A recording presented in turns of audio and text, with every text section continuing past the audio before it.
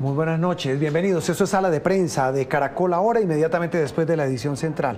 Entramos como bajos de nota porque es que viendo estas imágenes y lo que hemos reportado a lo largo de los últimos días en diferentes regiones del país, pues es desolador, es triste. Ese video que ha hecho nuestro equipo de producción de Caracol Ahora, pues es apenas un retazo de una serie de postales dolorosas de los estragos que están ocasionando las llamas en diferentes regiones del país. Las cifras que entregan en este momento los bomberos de Colombia es que en las últimas horas o en los últimos días han atendido no menos de 500 incendios. Hay en este momento 31 incendios de magnitud considerable que están activos en diferentes regiones del país. Ese recorrido que ustedes acaban de ver en la edición central, y repito, en este recuento de imágenes, pues nos ponen a pensar de una manera un poco más profunda del efecto que está generando para el país, para el planeta, para nuestro futuro y para nuestra sociedad, todas las alteraciones al cambio climático, todo lo que hacemos con el medio ambiente. Por eso, repito, el debate y la reflexión tiene que ser mucho más profunda que quedarnos en aterrarnos de quién fue la culpa, de si el Estado, como lo decíamos hace unas 24 horas, está o no preparado para atender esta emergencia, que si hay modelos de prevención, etcétera, etcétera. Más allá de quedarnos en esa discusión que puede parecer ya inocua a estas alturas de la vida, es pensar realmente para dónde vamos y literalmente dónde estamos parados. Por eso hoy hemos invitado a una persona que es una autoridad en la materia, que nos va a ayudar a nosotros, a ustedes, nuestros televidentes de Caracol Ahora, a entender realmente la magnitud de lo que estamos hablando. El doctor Gustavo Wilches Chaux es abogado, es especializado en Derecho Ambiental, pero más allá de los títulos, es profesor universitario, es investigador de la Facultad de Ciencias Sociales de la Universidad de Externado, es, repito, una verdadera autoridad en la materia ambiental. Doctor Wilches, un gusto saludarlo. Buenas noches y gracias por atendernos en Sala de Prensa de Caracol Ahora. Bueno, muchísimas gracias a ustedes por la invitación y a usted muy especialmente por esa presentación tan amable, tan gentil que hizo. Doctor Gustavo, no, usted es un honor que nos acompañe. Doctor Gustavo, la primera pincelada, el primer brochazo o la primera foto que usted puede describir a nuestra audiencia de lo que ha pasado esta semana, ¿qué le indica a usted? Bueno, que estamos en la mitad de un desastre, en un punto, digamos, en un pico de un desastre que realmente comenzó hace mucho tiempo, quizá cuando precisamente en el año 2020 o finales de 2021 se declaró la emergencia climática para Bogotá, que entre otras cosas quien la promovió en el Consejo Distrital fue la doctora Susana Muhammad, hoy ministra de Ambiente, quien tiene muy claro entonces esa situación, pero después a eso se sumó esa otra crisis, la de la pandemia derivada de la crisis climática y todo lo que esto ha generado en términos económicos, en términos políticos, que lleva a la convicción de que estamos en un cambio de era, es decir, hemos entrado realmente, y se había oído teóricamente hablar del antropoceno y otras palabras académicas un poco extrañas, pero realmente estamos en un cambio de era y nos estamos dando cuenta de la materialización de algo que se venía anunciando desde hace muchísimo tiempo. Entonces, esa es como la primera reflexión. Habla, doctor Wilches, de desastre, y esto último me llama mucho la atención, de cambio de era. ¿Estamos entrando a qué era? Bueno, es que estamos entrando digamos, oímos hablar con frecuencia de que tenemos que salvar el planeta, y realmente el planeta se está salvando solo. Yo me siento muy orgulloso y creo que a la mayor parte de quienes estamos aquí conectados ahora nos sentimos muy orgullosos de pertenecer a la especie humana, sobre todo cuando vemos esas fotografías del espacio que están enviando los telescopios que están en órbita, o cuando vemos una sinfonía o cualquier expresión o manifestación de la cultura.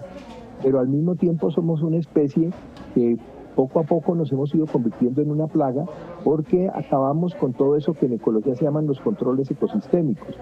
Comenzamos a avanzar de una manera tremenda sobre los ecosistemas de los cuales depende nuestra vida, pensando que podíamos extraer de ahí todo lo que nos provocara, y hemos obligado entonces al planeta a activar su sistema inmunológico para deshacerse de una especie que desafortunadamente como lo dije hace un momento, eliminó, se saltó todos los controles ecosistémicos. Eso hace que nos volvimos lamentablemente una plaga. Y nuestro desafío entonces no es salvar el planeta, sino garantizar la posibilidad de que sigamos formando parte del planeta.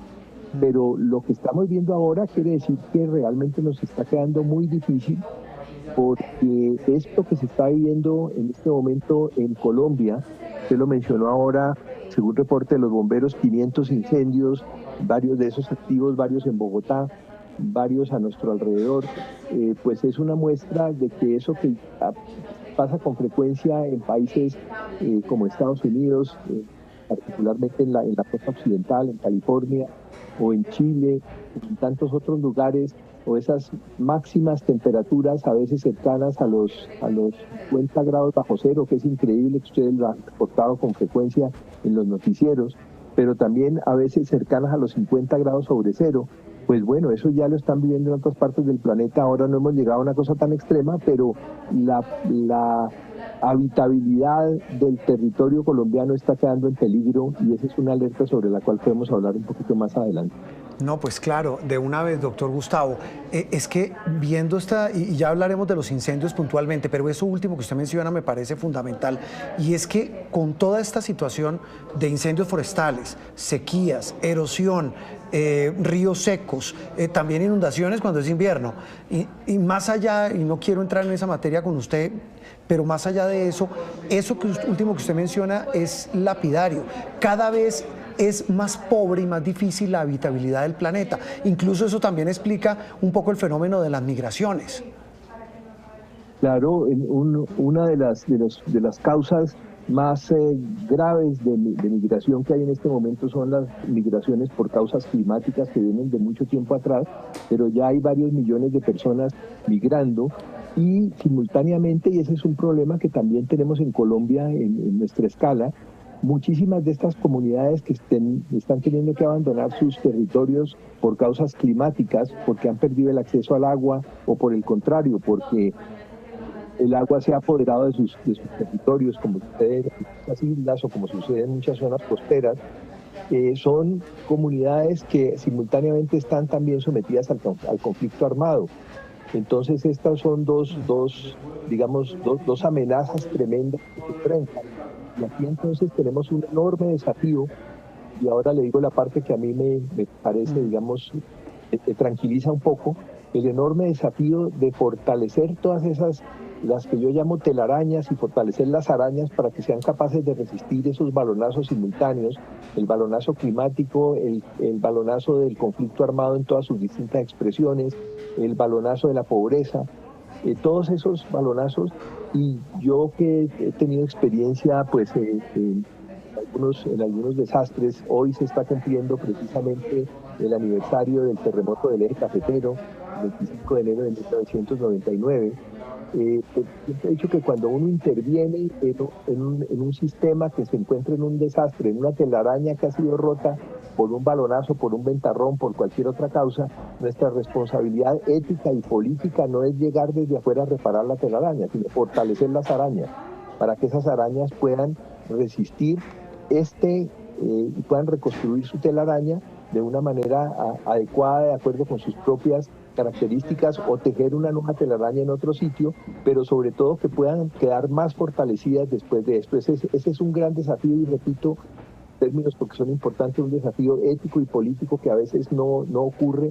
Muchas veces quienes llegan de afuera ponen las arañas en un frasco, construyen la telaraña con materiales de la era espacial, y después ponen ahí la araña, pero resulta que eso no funciona, y eso lo hemos visto en muchos casos, y recientemente en la manera como se intentó responder al desastre en San Andrés y Providencia, por ejemplo, donde las comunidades raizales quedaron marginadas, y donde fue gente de afuera que llegó a imponer sus propios modelos de reconstrucción, y entonces cuando las arañas salieron del frasco pues no reconocen ni quedaron más fuertes.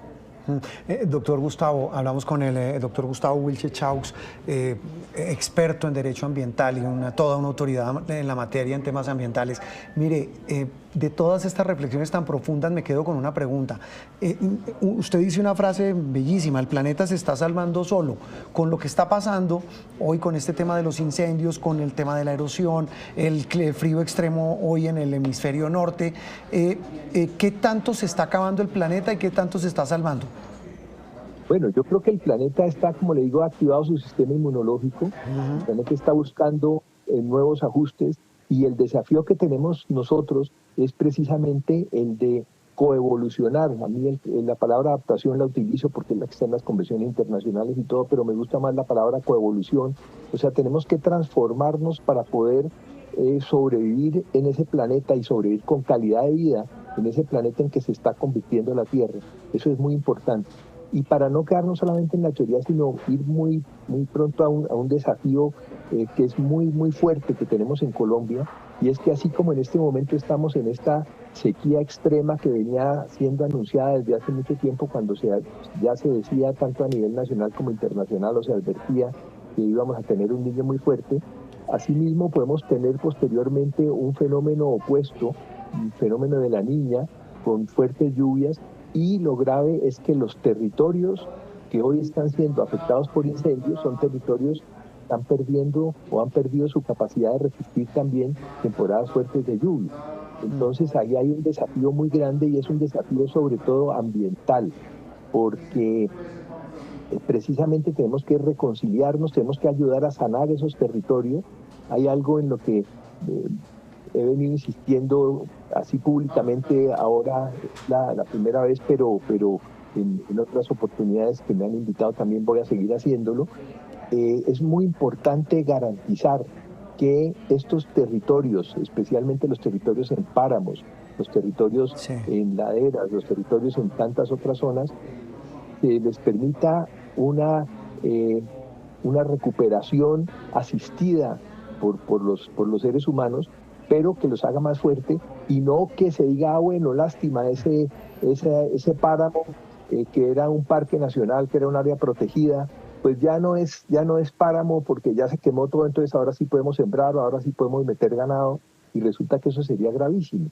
Y eso lo hemos visto también en otros casos, en otros ecosistemas, cuando, por ejemplo, lo que se ha destruido es un manglar al lado del mar, y a mí me tocó ver eso una vez en Urabá, y entonces desafortunadamente, entre comillas, se quemó el manglar, entonces rellenémoslo y hagamos ahí un barrio de vivienda popular o una urbanización de vivienda popular. Y eso sucede con mucha frecuencia y se dice inclusive, pues es posible que no en todos los casos, pero sí en muchos casos, que varios de estos incendios que estamos viendo ahora son provocados. O simplemente por pirómanos o de pronto por intereses que puede haber detrás, precisamente para apoderarse de ciertas tierras. Entonces aquí tenemos un deber fundamental de asociarnos para recuperar esos seres vivos que son los ecosistemas, y unos tan estratégicos, tan importantes como son los páramos, por ejemplo, de los cuales depende nuestra habitabilidad en este planeta, puedan realmente recuperarse y aliarnos con ellos. Y entonces aquí vienen también una serie de desafíos, cómo consultamos por las buenas con el agua, cómo le preguntamos a los ecosistemas por las buenas qué es lo que tenemos que hacer, cómo acudimos a los diálogos. ¿Cómo le pregunta uno por las buenas al planeta? ¿Cómo saco agua? ¿Cómo hago un uso responsable de la tierra? Eso es una cosa muy interesante.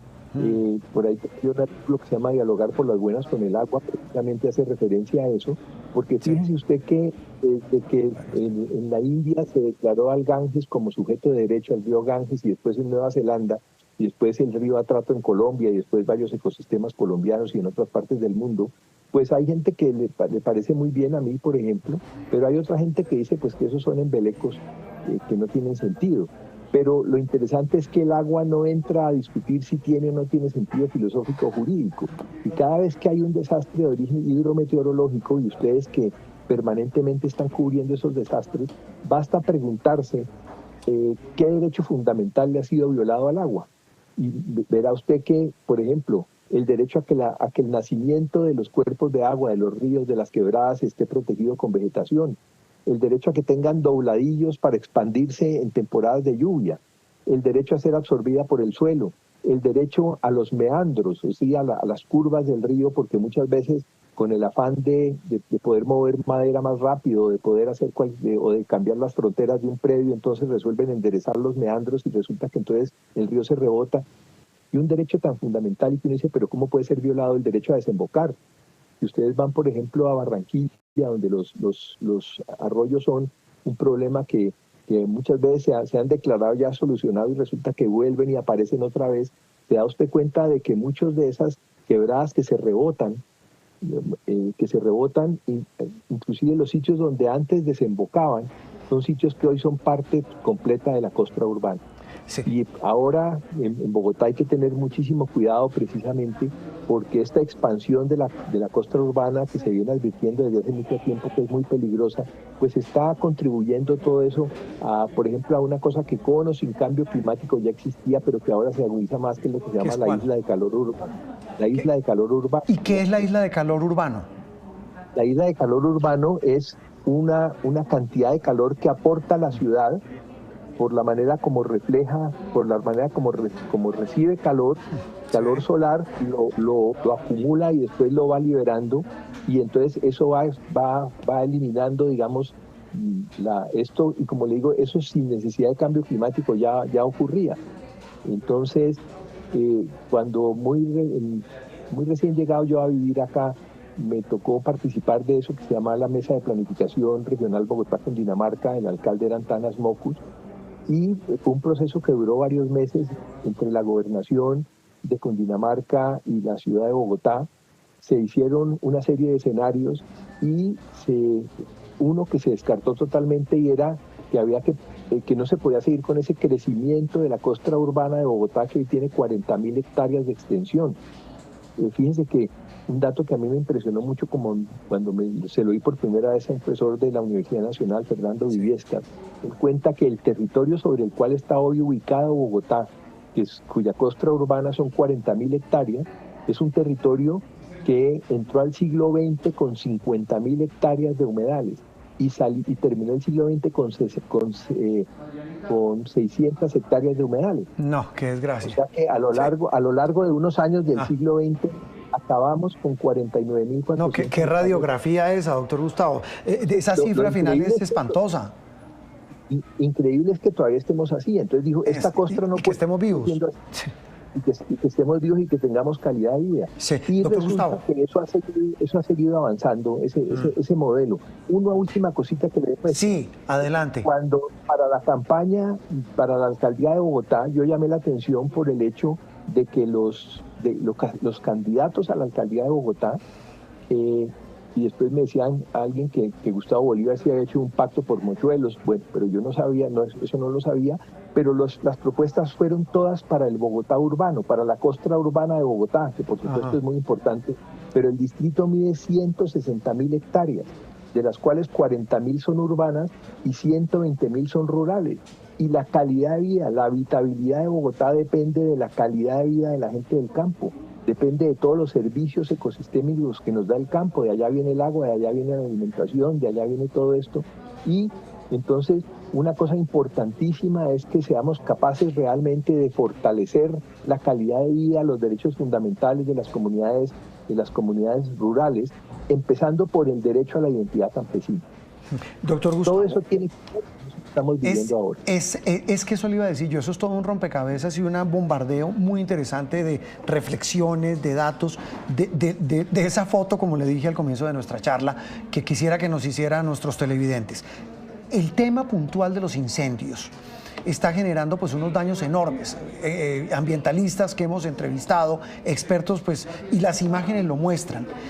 En su concepto y su experiencia y lo que usted conoce, ¿le indica que el efecto que va a generar este tipo de incendios en los cerros de Bogotá, en el páramo de Santurbán, que hace parte del páramo de Berlín, que es un santuario natural, le indica a usted que será un efecto de qué magnitud? Bueno, yo creo que es un efecto muy grave. Los incendios son muy graves, son muy extensos.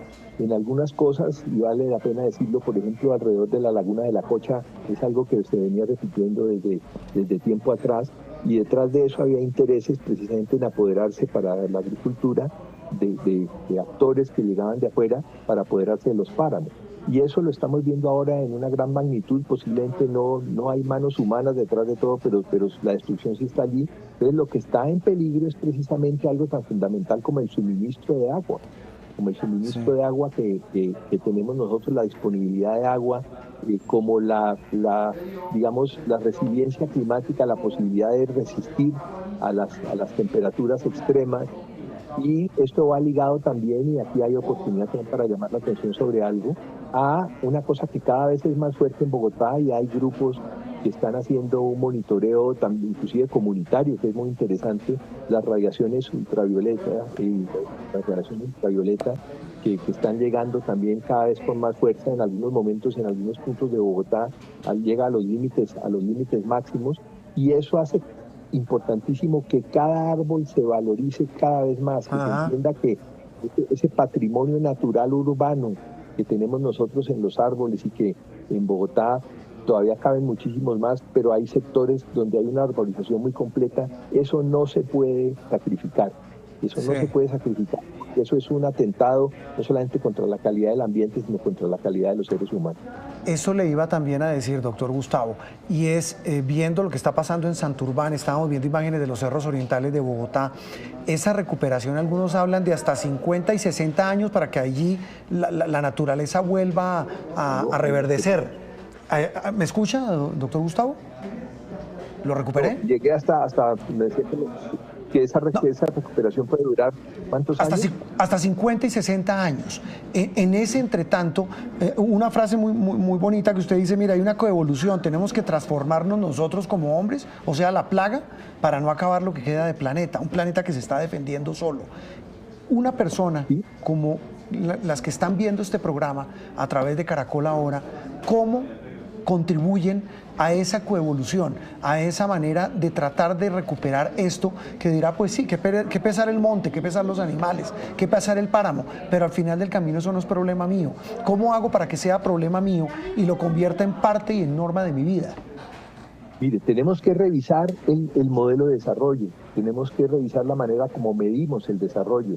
El Producto Interno Bruto cada vez es más bruto, porque realmente el Producto Interno Bruto nos está diciendo cuál es nuestra capacidad de emitir a la atmósfera gases de efecto invernadero, y cuál es nuestra capacidad, hablo en el caso de Bogotá, de enviar residuos al relleno Doña Juana o a otros lugares donde depositamos la basura.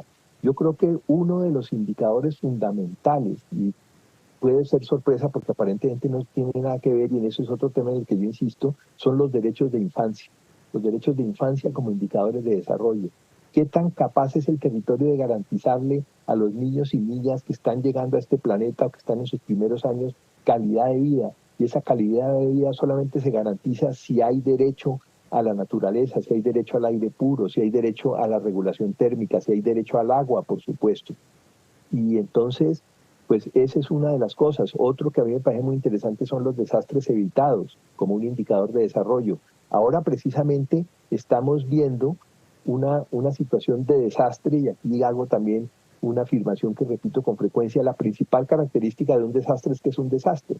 Entonces mucha gente dice, bueno, pero ¿por qué no estábamos preparados, o por qué dejamos que esto Que era mi ocurriera? siguiente pregunta, doctor Gustavo, Porque si que es hubiéramos el si hubiéramos famoso estado, dilema, que perdón lo interrumpo, que es el famoso dilema hoy, es si estábamos preparados, si hay prevención. ¿Realmente el tema es de preparación o el tema es mucho más profundo que eso? como le digo, el tema es de reconciliación de la especie con el planeta. El tema es que haya una muy buena gestión ambiental, precisamente para que los ecosistemas, y por ende las comunidades humanas que dependemos de esos ecosistemas, podamos aguantar el impacto de esos extremos climáticos.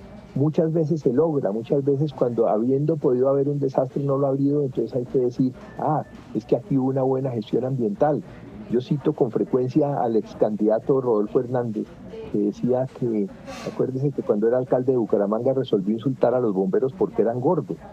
Y yo digo, un bombero gordo es un indicador de una buena gestión del riesgo, porque precisamente indica que y ha habido una buena gestión ambiental, una buena gestión del riesgo, no tienen que estar como tienen que estar en este momento los bomberos y los defensas civiles, las autoridades, la policía, el ejército, los voluntarios, la Cruz Roja, en este momento dedicados a exponer sus vidas, a renunciar a sus casi que a sus derechos fundamentales en muchos casos para apagar esos incendios que se han generado y que esperamos que no vuelva a haber, pero como le digo, lo que a mí me preocupa más es que si de esto pasamos a una temporada de lluvias igualmente intensa, pero ahora en términos de inundaciones y no de sequía, nuestros territorios van a estar cada vez menos preparados.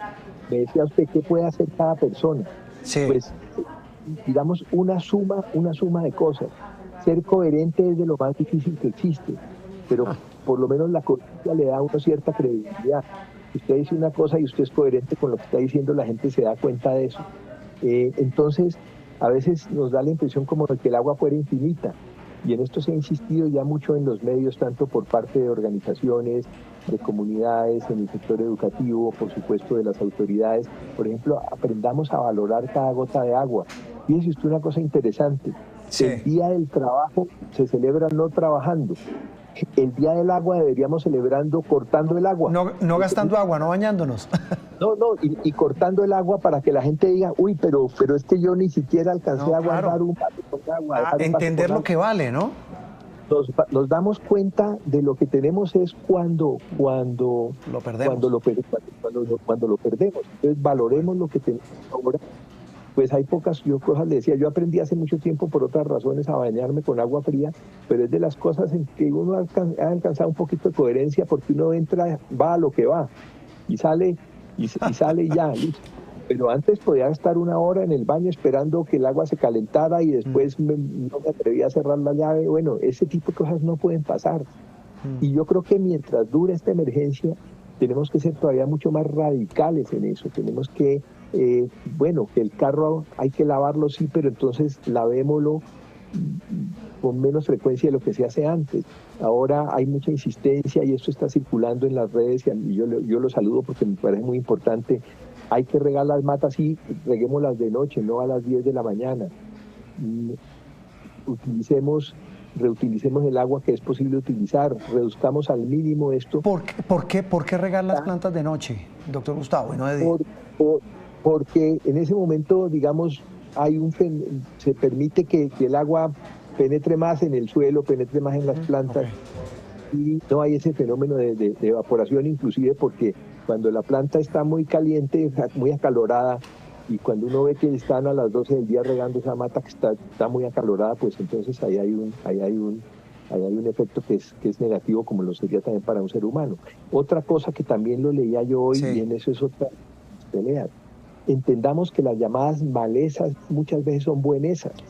Esa manía de cortar el pasto de los antejardines, de las zonas verdes, dejarlas como una cancha de golf, no. Las hojas que caen al suelo son muy importantes, se descomponen, de eso viven los microorganismos del suelo, de eso viven los insectos, y esos insectos viven las aves. Es decir, entender que tenemos que ser muy delicados en todo nuestro relacionamiento con la naturaleza, a ver si, pues, vamos a comenzar tarde, porque esto que está pasando ahora, pues, si hubiéramos comenzado, pero no al principio de este gobierno, sino una generación atrás, por lo menos, seguramente esto no nos estaba pasando. Pero como le digo, además es un problema mundial.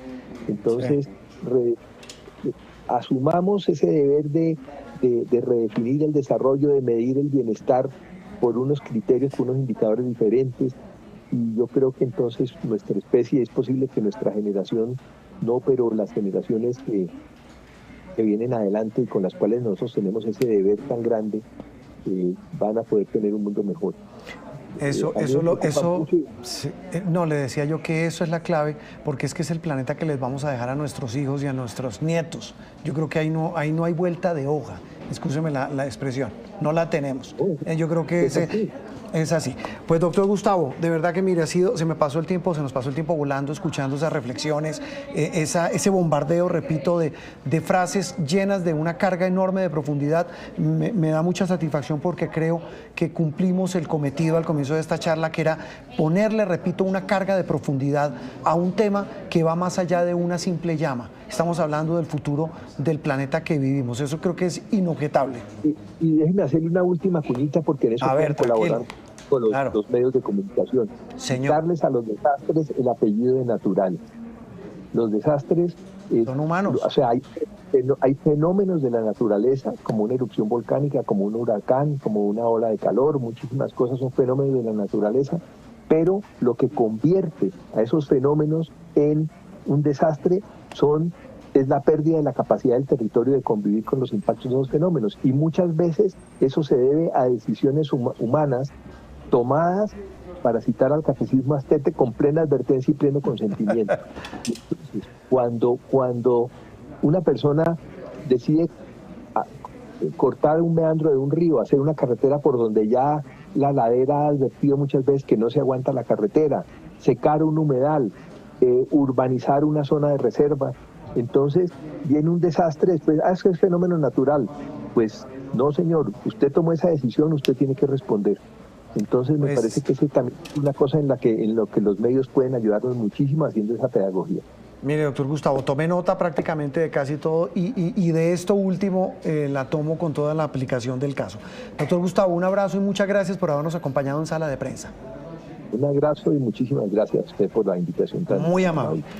Gustavo Wilches Chaus haciendo toda una disquisición, toda una cadena de reflexiones sobre lo que está pasando a propósito de esta situación que hoy concentra la atención del país y es la cadena de incendios que está causando pavorosos daños al medio ambiente en Colombia. Un daño que tiene también una cadena de explicaciones, un daño que, como bien decía nuestro invitado, pues tiene toda una serie de consecuencias. Alberto Medina, nuestro subdirector de Noticias Caracol, preparó con el equipo del Departamento Gráfico de Noticias Caracol la siguiente explicación de lo que está pasando y de lo que hace parte en esa cadena el asunto terrible de los incendios. La atmósfera es la capa de gases que hace posible la vida en la Tierra. Algunos de esos gases son conocidos como HEI, gases de efecto invernadero, y cumplen la tarea de atrapar parte de la energía calórica que nos llega del Sol. Gracias a ellos, la temperatura media de la Tierra en condiciones de normalidad es de alrededor de 15 grados Celsius y no de menos 18 grados. Los principales gases que cumplen esa función son el vapor de agua, el gas carbónico CO2 y el óxido nitroso, N2O. Sin embargo, a medida que extraemos más petróleo, más carbón y más gas del interior de la corteza terrestre y usamos cada vez más combustibles fósiles derivados de esos materiales, la cantidad de gases de efecto invernadero aumenta en la atmósfera y sube la temperatura del planeta. A eso se suman los gases como el metano, derivados de la descomposición de desechos orgánicos y del proceso digestivo del ganado vacuno, y las quemas e incendios forestales, que además de aumentar los gases de efecto invernadero, reducen la vegetación, una de cuyas funciones es capturar gas carbónico, convertirlo en estructuras vegetales y producir oxígeno. Ese proceso, llamado fotosíntesis, que entrega el oxígeno que necesitamos para respirar, sufre hoy por la deforestación y la contaminación de mares y cuerpos de agua dulce. Esos procesos destructivos reducen la capacidad de la naturaleza para regular el gas carbónico presente en la atmósfera. El exceso de gases de efecto invernadero provoca el calentamiento global, que hoy ya se reconoce como una crisis climática global, con grandes impactos sobre la cultura humana. Suben los termómetros, se derriten los glaciares en los polos y en las altas montañas, y sube el nivel del mar, inundando las zonas costeras. Los océanos se calientan y cada vez las tormentas, los ciclones y los huracanes, que son eventos naturales, se vuelven más potentes y más destructivos. Distintas partes del mundo registran constante y simultáneamente incendios y sequías. ACNUR, la Agencia de las Naciones Unidas para los Refugiados, calcula que cada año más de 20 millones de personas se ven obligadas a abandonar sus territorios a causa de la crisis climática. Esa cifra tiende a aumentar todos los días y agrava los conflictos existentes en el planeta. Lo único que nos queda, y agrego esa palabra a todo lo que hablamos con nuestro invitado y lo que dice Alberto, conciencia para tratar de frenar el fin que para muchos es inexorable de nuestro planeta. Por eso en Noticias Caracol, aquí en Caracol Ahora, iniciamos una campaña para concientizarnos de que en nuestras manos está el futuro, repito, de la Tierra. Feliz noche para todos. Termina Sala de Prensa de Noticias Caracol Ahora.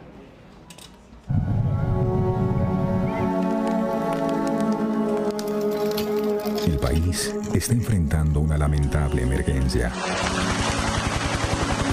Se han afectado decenas de hectáreas del ecosistema. Varios animales silvestres han perdido su hábitat. Y muchas familias han tenido que dejar sus hogares. Pues ayudando a hacer lo mejor que se pueda por aquí, que eso no vuelva y coja fuerza. Seamos conscientes y cuidemos nuestra tierra. No arroje colillas ni fósforos encendidos al suelo. No encienda fogatas en zonas con vegetación. Todos podemos ayudar. Noticias Caracol. Primero el medio ambiente, primero la gente.